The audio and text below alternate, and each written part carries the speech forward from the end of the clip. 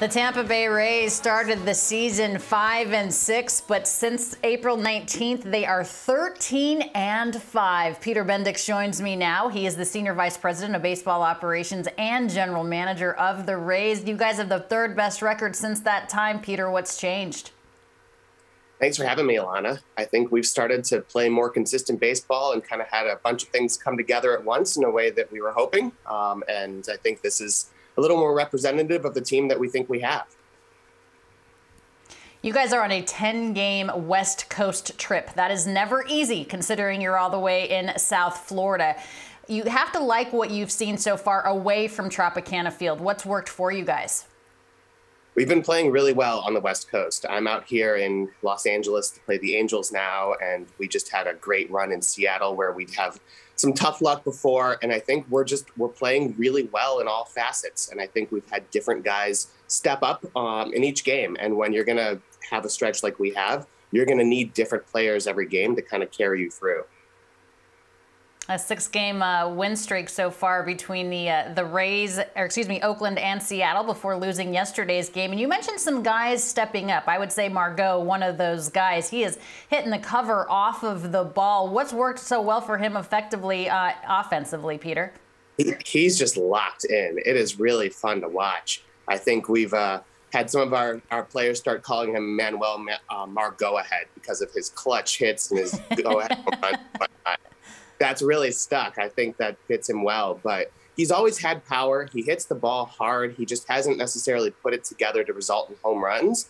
And the last few games, he is locked in to the point where it's not even surprising when he drives the baseball.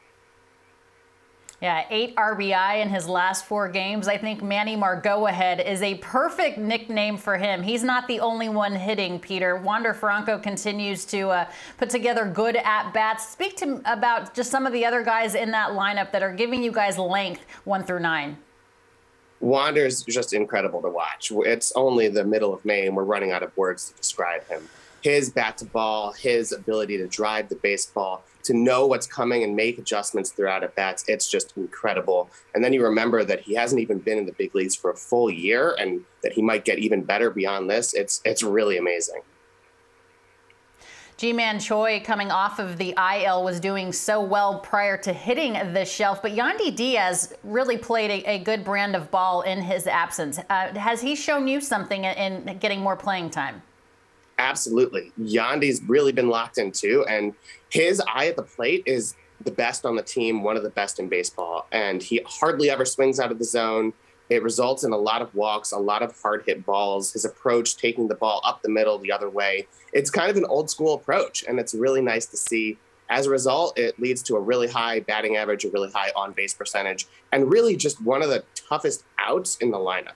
Even when he makes an out, it's a really good at bat. He works the pitcher. He ends up hitting the ball hard. He doesn't get himself out.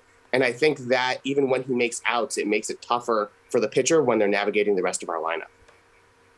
Yeah, Ji-Man Choi is not going to get Wally pipped, but Yandy Diaz has been a nice accompaniment there at first base. It's not just the hitters, though, Peter. Your starting pitching has been keeping you in ball games. What has impressed you so much so far about these arms? Well, I think if you look at Shane McClanahan at the top of our rotation, I think he's becoming an ace in front of our eyes. I think he had a start against the Red Sox a few starts ago, where in the first couple of innings, he got knocked around a little bit. And he made some adjustments. He went to his changeup, he went to off-speed pitches, and he absolutely dominated the rest of the start. And since then, he's got this swagger about him. He knows he's good. And I think he's got upper 90s heat and 4 good pitches, and it's coming together for him.